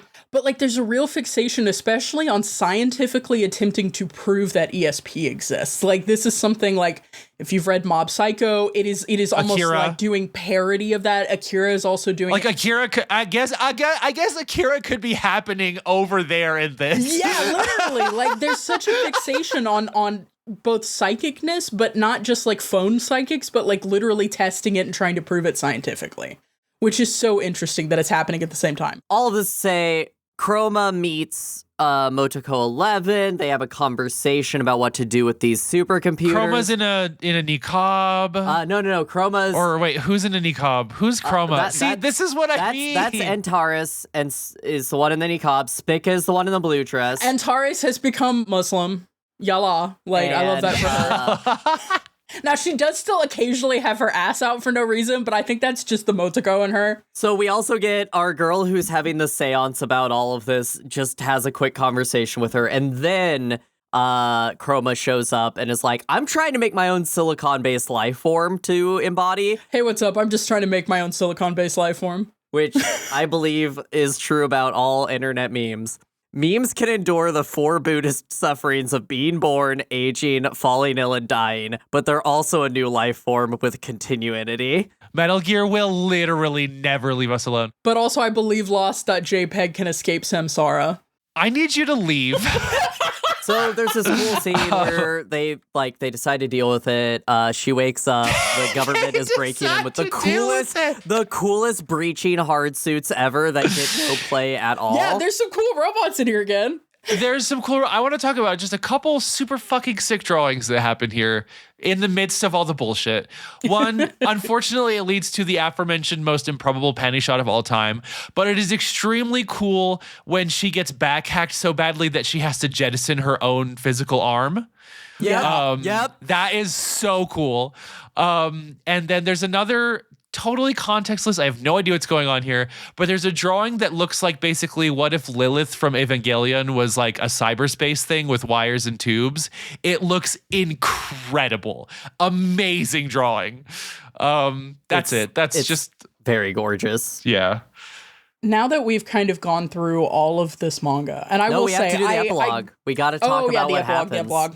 Real quick, I just want to talk about the epilogue, which is we learn that our little psychic warrior was a child once who saw Motoko getting her first full cybernetic body. They have a little conversation in cyberspace that has some pretty fucking cool art in it about like all that Motoko is and her entire existence and watching it, including the tentacle porn scene. Have we talked about it yet? Yeah, we have. We mentioned it really briefly. I want to say I am glad you're here, Alice, because a lot of the stuff you've said about what happens here, I'm just glad somebody was here to say it to me, because at this point, like, my brain was so like, I had the last 100 pages of this, I literally could not tell you a single fucking actual event that happens at all. Like, at all. The worst part is that she fries her brain, basically, by observing this melding of man and machine, and it's just... Niko, you know the trope of abusing shrine maidens to have spiritual things, and they're just vessels being used to interpolate things, and that part was gross to me. Anyway, so we've gotten through all of it. So we made it out the other side. It turns out like pain to spiritual enlightenment mixes with misogyny in very interesting ways. Yeah. You can definitely see. I do think it's funny we brought up Metal Gear. You can see that this was probably formative for Hideo Kojima. You could see that Hideo Kojima definitely read this. And it is present lightly in the DNA of Metal Gear Solid. But I just want to say, having now read this, I think we can make our most insightful observation yet, which is that the fact that the cars in Innocence are like retro cars makes no fucking sense. It makes no sense. Cars in this There's no reason. There's no reason to do this. Yeah, Masamune Shirow loves drawing weird, fucked up future cars. Not once did we see a Great Gatsby ass looking. No, where did that come from? Oh, answer me. Return my calls. Return my calls. I guess we're there. My final thought on this, I guess, too, would just be I'm like more excited after reading this. The one thing I will say that it's gifted to me is I'm more excited than ever to watch Standalone Complex. I'm more sure than ever that it's going to be what we like the most out of the whole franchise. I'm excited. I've never seen it before, but it's always been recommended to me. The moment I say I like cyberpunk, people are like, have you seen Standalone Complex? Like, no. I think what SAC does is it elevates this from just another one of those apple seeds that got a lot of media out of it and no one really talks about it. She's pointing. Every time Alice mentions Appleseed, she points behind her at the Appleseed Steelbook. It's not our next OSG episode, but it's our next Ghost in the Shell episode, and Standalone Complexes, I should say. And I can't wait. I think it takes the perfect amount of things from the manga and from Oshi's adaptive moves to make something that's super, super cool to hang out in. Yoko Kanno is there. I'm just hype as fuck. Yoko is there. but it's I think it says a lot, especially that the Ghost in the Shell committee has taken what is okay source material, and over the years we've gotten so many adaptations of it. Like you have Arise, which has a whole different tone. You have 2045, which has a whole different tone. They all have different interpretations of this, but I think it is very damning and very loud that what has never been adapted? Volume 2. Because who wants to see this? Except spiritually in the CGI use. But yeah, no one wants to see this. What's frustrating is I am compelled by the idea of the different versions of Major having come to maturity. Like this reproduction that the puppeteer wanted having happened. I'm compelled by the idea that they reconvene and they see each other as such different entities. I am compelled by that as a concept. It is not done well here. Well, Alice, is there something we got to do? Well, Niko, it's about that time. We got to rate these goddamn mechs. So, a couple different mechs. We are still in the year of the shell, so of course, shells are in contention. In fact, I think this one does a lot to show them as mechs. Mm-hmm. Throughout this one, we really see a lot of the swapping that we're going to see in SAC that is just there. We have the Fuchikomas. They're not Tachikomas. Don't get it wrong, Niko. The Fuchikomas are little babies. I'm learning now. I wanted to call out the wasp drones and the little spider bots that exist in this. I love micro machines. You want to talk about end notes and side marginalia? My man loves his little insect robots, and he wants to talk about them. There is one where... These are the notes that are good. It crosses pages. Yes. It crosses pages because he wants to keep talking about it. It's so funny. They are being piloted. When Major is using them, they're an extension of her body. And then, of course, we have... there's a couple of different think tanks in here. I'm going to include the Subnautica think tank that they fight, as well as the German think tank. That's my favorite. That's iconic. But we have a couple of think tanks, but I kind of just group them together as the think tanks because they're just variants of the same platforms. So yeah, that is what we are considering for our ranking this time. We are not considering the esoteric use of CGI in Volume 2. We are not considering Togusa's funny bits with his wife. We are not considering that Bato never flirts with the Major. We are not considering the 2 hot pages of lesbian cyborg sex. No. We don't have to list everything. We do. We are listing. We are ranking the mechs. Brian, rate those goddamn mechs. So I just want to talk about a couple things, which is just to say, there's a backdoor backwards way that this hits every single thing that I like in mechs, which is to say, do you want to talk about scale? We have tiny mechs being piloted inside of mechs that are being piloted remotely.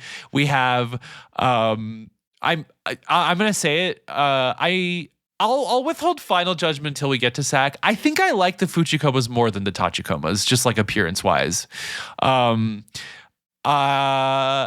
I mechanically, this blew my fucking tits clean off. This is a 9 for me. If I gave Innocence an 8 or whatever, I have to give this a higher score than that. So perfect. Niko? This is a 10. I hate it. I'm having the motherfucking sensuality problem. Okay, I'm having the sensuality problem. I would die.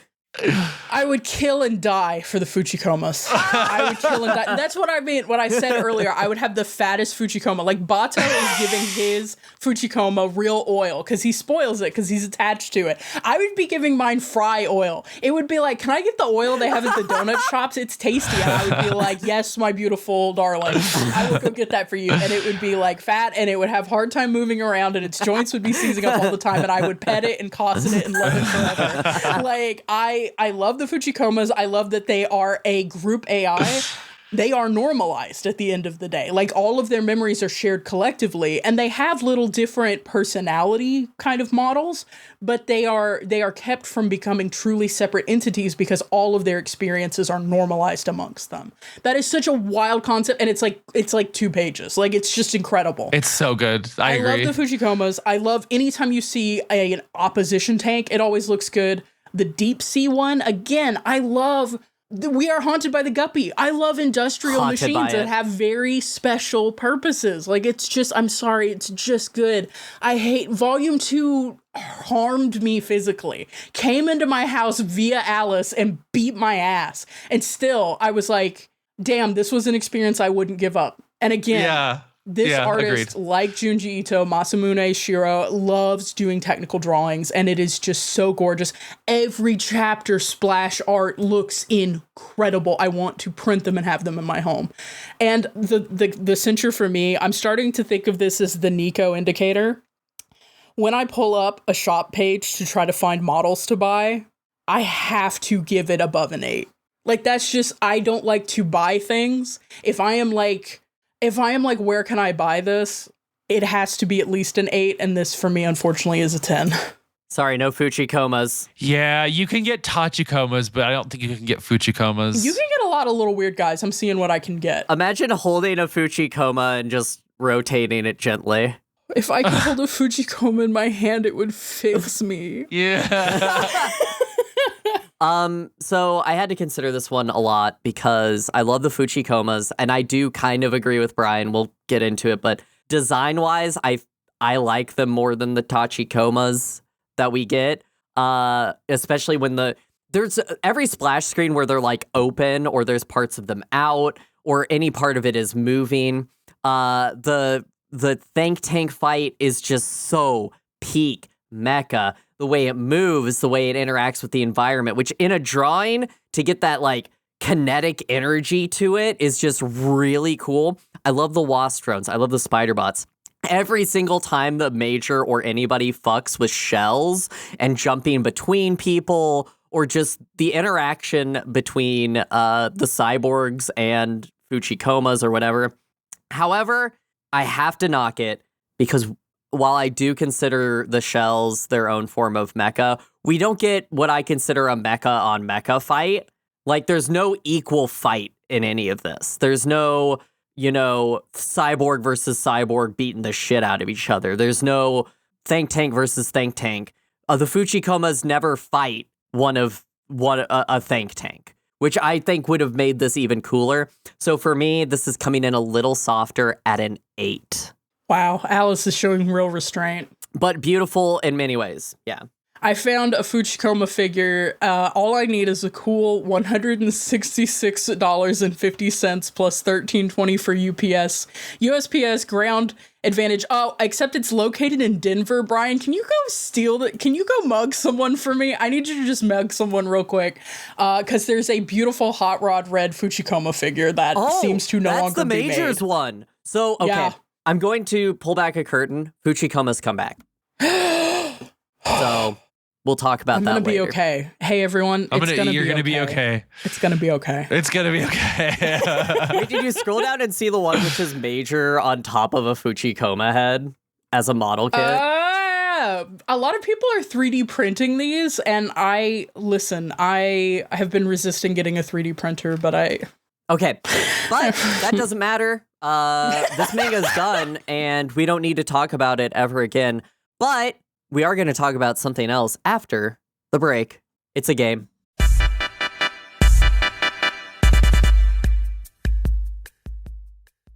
Hey guys, Alice here. Thanks for listening to On the Shoulders of Giants. We're really happy you're here, but if you know anybody who might be interested, we'd love if you share our work with them. If you are enjoying what we're doing, maybe send us a message, or what would really help us out is if you leave a review online. Really, a lot of the algorithms will push people down if they don't have reviews, so it really helps if you just go and write something on the internet. Heck, we might even read one on the podcast if it's really nice and makes our hearts go doki doki. So if you could do that, maybe do it, and thanks again for listening. Now, back to the show.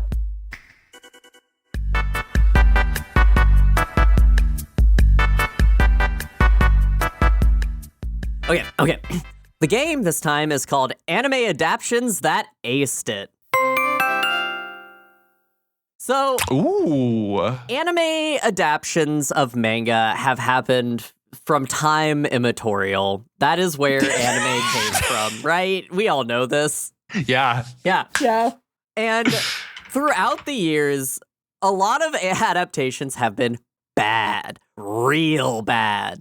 Like, ask any anime fan or manga fan, and one of them will have an opinion about how they ruined my boy, butchered my baby, killed it, destroyed it. People will be mad about any of these for any amount of reasons. However, there are a lot of anime adaptations that have done things that made the source material better, in the same way that the Ghost in the Shell movie makes the source material better. We're going to be doing a quiz about that.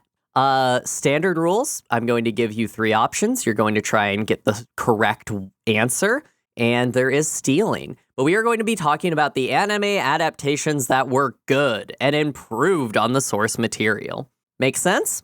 Yep. Uh-huh. Okay. Zia Rhymer. All right. We're going alphabetically, so we're going to start with Brian. In the adaptation of The Promised Neverland, a show about children being raised in an orphanage that's too good to be true, the director made a change that affected how the story was conveyed. What change was made? Number 1, the children were aged up for the adaptation. Number 2, they removed the children's internal monologues. Or number 3, the show's timeline was changed to be chronological. Regretting never watching that, despite how many people told me to watch that. I'm gonna say the chronological one. That is incorrect. The story was always chronological. Niko? I'm gonna say aged up. That was my second option, yeah. That is also incorrect. Oh, shit. The correct you answer just don't get is, to know what's happening in these kids' heads. well, to pull back the curtain on that show, there is a mystery, and how the children deal with it is very interesting without them talking through it in their head constantly, like happens in the manga. Like, there is no surprise. There is no, you're feeling like they're smart. You are just hearing them think it out the entire time. And it's so much better. Yeah, sometimes you gotta show, not tell. But Okay, no, that's interesting. They kept the little 5-year-olds. Don't get wrong. They're there. Okay, I just think sometimes people make a move to age children up because some people find child characters annoying. And so I was like, maybe they did that and people are like, oh, it's better because they're not literally child. But that's cool. They That's kept good the to annoying know. child characters. Also, watch the first season. Don't watch the second. Niko, over to you. Yes. Berserk has been done dirty many times throughout the years, but its first anime adaptation made one change that gripped a larger audience and got us many more adaptations. What change did they make? Number 1, they changed the color palette to be much less dark and in black tones. Number 2, they all but removed magic from the show. Or number 3, they put the women in skimpier outfits. Which of these is the change they made? Did they remove magic? That is correct. They all Yes, but I removed thought magic so. from the show. In the manga, it plays a very big part, but in the first adaptation of Berserk, it's only alluded to at some points. And this made it much more easy and more of a gritty fantasy story than one about magic.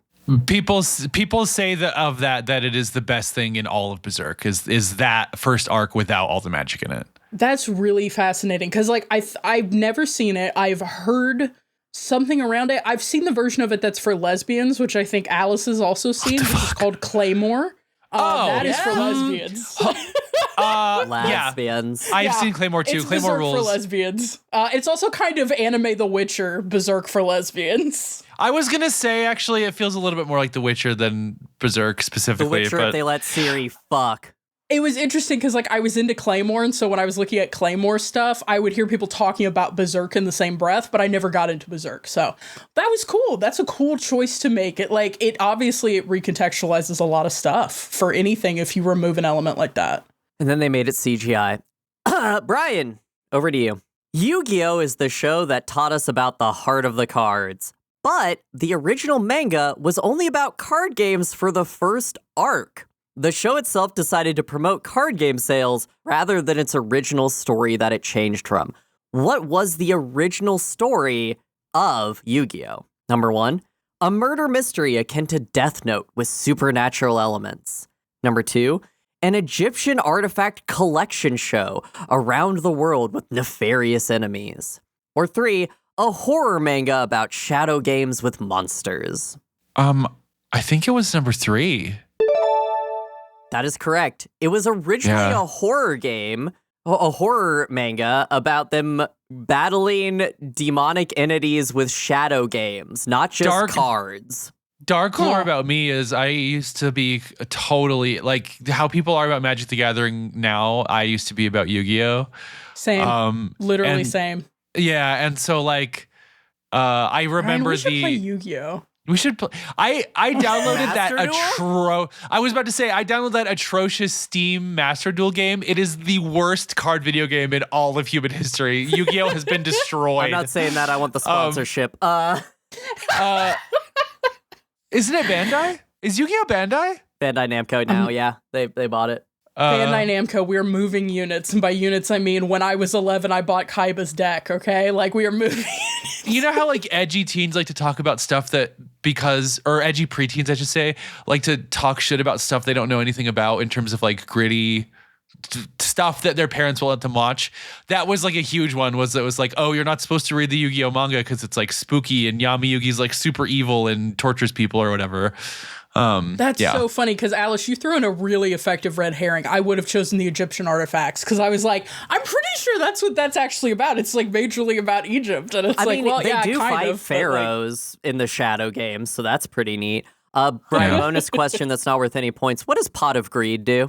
You get to draw 2 cards from your deck and add them to your hand. Hell yeah! Yeah! All right, back to you, Niko. Excel Saga was a gag comedy about the recession in Japan in the 90s. However, by the time that the anime was released, the recession had passed, so the show creators had to make a change to keep the show relevant. What was that Barack change? Obama. The 90s? Yeah, they foresaw him. They foreseen him. Number 1. Rather than being about a specific financial crisis, they made the show that lampooned financial institutions. Number 2, they pivoted the show to be a comedy about media adaptations and a meta joke about anime adaptations. Or 3, they made a new financial crisis by popping the Web 1.0 bubble to keep the show relevant. I think that they caused the .com bubble burst by predicting it. Is that correct? No, it's not. Damn it. That would have been so funny. Okay, never mind. Brian, well. Is it lampooning financial institutions or a meta joke about anime adaptations? I think a meta joke about anime adaptations. Correct. The XL Saga anime became about an adaptation of a manga and how it's all just kind of bullshit. It's very funny. The author is in it as a character. It's pretty good. Okay, Brian, back to you. In Birdie the Mighty, our plucky and scantily clad space patrol officer delivers justice across the galaxy. However, I'm sorry, what's her name? Birdie the Mighty. Oh, I thought you said Bernie. I was like, this is how Bernie can still win. No, Birdie. Stop. This is how Birdie can still win. However, her anime personality was eons different than the original manga. What did they do to my poor Birdie? Number 1, they made her less bloodthirsty. No, sorry, they made her bloodthirsty. Number 2, they made her full of lust. Or 3, they gave her a drinking habit. Fuck, I've seen Birdie the Mighty. I actually loved Birdie the Mighty. I think Birdie the Mighty was fucking awesome, and I cannot remember what the answer to this question is. I think it's the drinking problem one. That is incorrect. She had that in the manga too.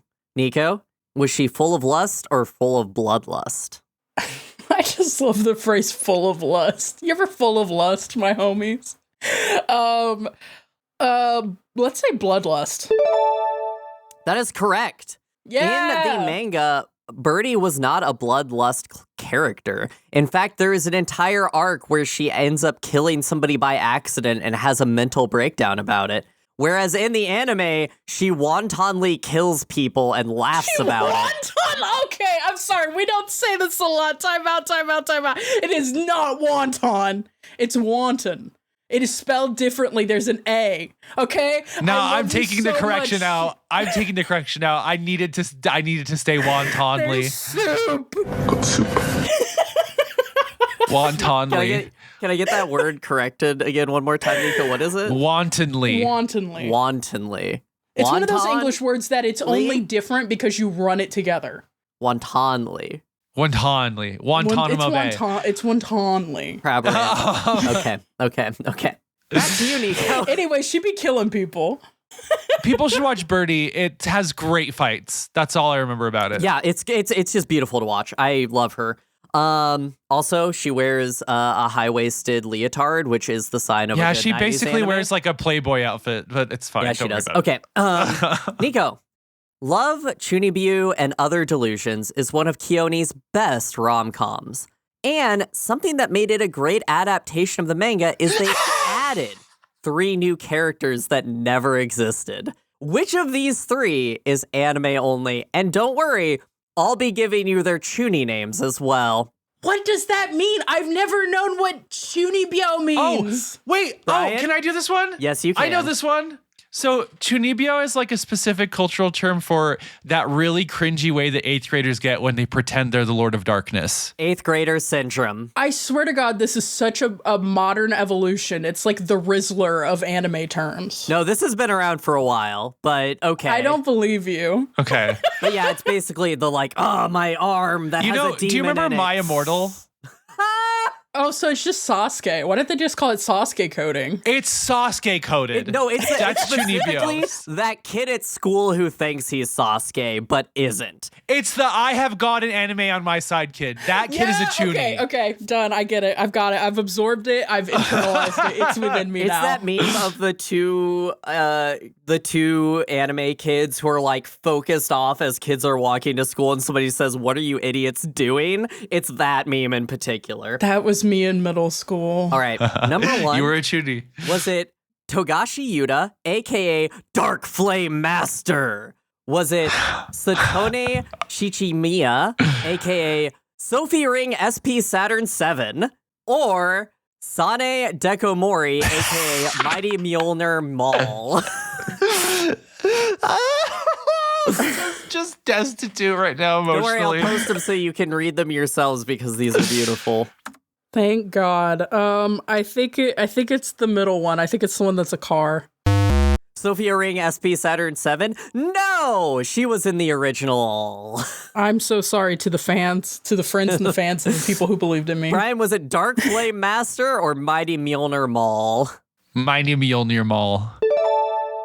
That is correct. She was not in the manga, and if you can imagine a manga without her as a character, it's not good. It's not most as good. manga. She gave so much It's to it. most manga. I remember when she showed up in Full Metal Alchemist. That really turned that shit around. Her thing is she has long blonde twin tails, but in the end, she's put heavy bags with ball bearings in them so she can swing her hair and hit people with them. Do you think that she was added specifically because Thor is in the Avengers? No, I think we she was think that this added because happened? they wanted more women in this. I also want more women, but I've never added her to anything. I've never. Skill issue. All right. Sorry, I'm in despair. Anyway. Bonus round. Oh, Alice, what kind of round is it? Bonus round. Oh, it's been so long. It's like It's coming been a home. really long time, actually. The song from fucking Fast 7 is playing. Do both of you have a piece of paper next to you? I I have use my a notes paper app? towel. Can I use my notes app? You can use your notes app. You're just writing down your Okay. answer. So, Oh, I have the back of my tax form. Let's go. Bleach's final arc in the manga was fuck. a rushed mess. People were pissed about this final arc. However, in the animated finale, the 1,000-Year Blood War, which change did they make? And that is specifically, which of the goatee or squads, there are squads in Bleach, was fleshed out by this adaptation and gave them a satisfying story? I think they put him in Of the Warhammer 40K. 13 goatee, which one was fleshed out specifically in the 1,000-Year Blood War that made them actual characters with a story? Write down your answers now. Do we just have to write a number between 1 and 13? Yes. There are 13 squads, and you need to write down which one. No, it can't be that. No, not that one. Not I that need you to know that I just wrote a number and then scribbled it out. Have either of you seen Bleach? Yeah. Oh, don't start with me. I'm trying to remember them all. The thing is, I stopped watching once they got to like whatever the different world was. Like it did the shonen thing where it started going fucking crazy. Like episode 3? No. Like when you they watched actually, like 20 episodes then. No, I think I watched like season 1 and season 2, but then they did something where they were like never in Japan again. Like they were just doing the ghost shit, the hollow shit all the time. And I just I don't know. I fell off. Before we get to the answer, who is your waifu and husbando for who you thought was a cutie pie, you two? I really liked Rukia. I was an OG. I like the little Orihime was cute, but like that's never kind of been my type. And I don't care about men. That's why we have our Brian correspondent. Great. Anyway, Miss Injury on the pod. My waifu is, unfortunately, this is just, I have to stand in my truth. This is, when I was watching Bleach, I was one of the worst people on earth. My waifu is the big titty mist cat lady with the sword that turns into mist, and her whole personality is just that she has big bazongas. She's so funny. She's just so funny because, anyway, it doesn't matter. My husband, though, is, of course, the DILF that becomes captain of all 13 court guard squads in the 1,000-Year Blood War. So, anyway, mode. This was. Oh, are we revealing our answers? We are now ready for your answers. Brian, you go first. Oh. Why wouldn't I hold them up at the same time? Oh, hold them up and then tell your answers with Brian going first. 1, 2, 3, go. I did 7. I did 11. 7-11. That's great. 7-11. You're both wrong. It was Zero Squad. You've been duped. I'm gonna throw away my tax Zero form. Squad, which existed I don't in remember the Zero 1,000-Year Squad. Blood War. In the manga, not adapted at all. They were just killed off. But in the anime, they actually got characterization. Oh, Brian, sorry, why did I you lied. choose the number Hold 7? on, retcon. I lied about who my waifu is. It's Soifon. It's always Soifon. What are we talking about? I'm so Wait, is she the one that was like the wasp? Yeah, that if she touches you Yes. twice, you die. Yes. Okay, yeah. Also, I'm sorry. I'm joining Brian at the altar. We are three-way marrying her. I forgot her name and I forgot her steez. She was the best part of when they like got deep into it. When they actually add like ethnic characters to the manga and you're like, are they going to handle this well? And then they end up being like the coolest characters. Like, I'm sorry, he's kind of lame, but Killer Bee and Naruto is also like a moment. It was Killer it's a Bee is turning not point. kind of lame. Killer Bee fucking whips ass. Yeah. Wow. I'm glad I put in this question just to talk about Bleach so I could then tell you both that I've never seen a single episode of Bleach. Anyway, we've got a flash You would be a different transmission. person. No, hold on. We need to talk. What? Brian, why did you choose 7? Oh, yeah. I was trying to remember which ones they were. I thought that 7 might have been the one with the crazy guy, the medicine science experiments guy, and I thought that they had done maybe more with him. I don't know. Okay. I chose 11 because it's my very brave spouse's favorite number. All right, now we can proceed. I knew Brian would have like an actual reason, and then my reason was literally, I wrote the number 8, and then I went, no, I gotta do 11. Oh my god, a flash transmission. Yeah, we got a flash transmission. Anytime you need to call for SOS, just play that clip. I'm sure it says something. Yeah. Brian, would you please read off of through? We're all connecting. Don't go past my ghost line. Could you please share the ghost transmission? Yes. Dear Alex, OSG. why are you wet? Why do you think? Sorry. Dear OSG, I'm a secretary android that works for Public Security Section 9. I'm not quite sexy enough to be much less than satisfied with my job, but I do have a huge crush on my commanding officer. She's a very aloof and detached alcoholic, and I think she would be down to fuck, but it's not really in my programming to ask her to slam me. How can I get with the major without betraying my job? Thanks, Aerith from Final Fantasy VII bot. Thank you so much, Aerith from Final Fantasy Bot. Thank you for writing in. I was a big fan. Navigating workplace romances is hard, especially when both of you have more government-issued parts in your body than you do human flesh. Navigating that can be difficult, but what I will say is things go missing out of government inventory all the time. Yeah, and that's all you really need to know. One boob, loose, on the floor, rolling. Also, you can probably just call it like maintenance and like block out an hour on the schedule to go do maintenance. Maybe. Honestly, I don't think she's going to pick up the signals. I think you really got to be heavy-handed about what you want from the major. You're going to have to like schedule her for maintenance. And then when she shows up, you're going to have to be like in a cockpit naked. Yeah. I definitely think, like, if you're going to have to work within the bounds of your programming, what you're going to do is you're going to do some requisitions. You're going to requisition a cool car. You're going to requisition a case of beer. And then What kind of car, though? Is this like a noir car, like a Great Gatsby car? Yeah, or? it's the car that Jay Gatsby killed the woman with. The yellow one. No, requisition an actually cool car drawn by Masamune Shiro. Like, get that. And then get a case of beer, and then requisition yourself into the car as, like, mission support, and then schedule the major for the mission. When she gets in the car that is cool with you, a woman, and the case of beer, which is always needed, she will know what to do. But you have to set up those conditions for her. I think you have to set those conditions for. I think an alternative approach might be, is for just to make sure that she's in the room when you start doing your freaky typing thing, and then just kind of look at her very suggestively, like what you think these things do. You know that gesture where you put your two fingers up and you stick your tongue out, like yeah. You got to do that, but with all your fucked up fingers and right in the middle. What if her tongue did that shit too? Undulating. Accursed. Yeah. You've heard of Pearl Diver's tongue. Now get ready for it. If you want to just really make it work, you need to create the suspension bridge effect by creating a terrorist incident that you're both responding to. So coordinate that at some point. That'll really you do don't it even for necessarily do have to the plot make of it. Pat Labor 2 with her. Perfect. Yeah, just do the plot of Pat Labor 2. What are we doing here? Just do the plot of Pat Labor 2. Handcuff each other. Aww. Handcuff each other. And then she will detach her hand. But for a moment. Thanks for writing in. And that was our episode of On the Shoulders of Giants, where we discussed the Ghost in the Shell manga. Any parting thoughts, you two? I think I hate women. No! I'm just kidding. Oh, no. Feminist loss. Big L for feminism today. Masamune Shiro was born with a pen in his hand. It's the fucked up titties that made him how he is.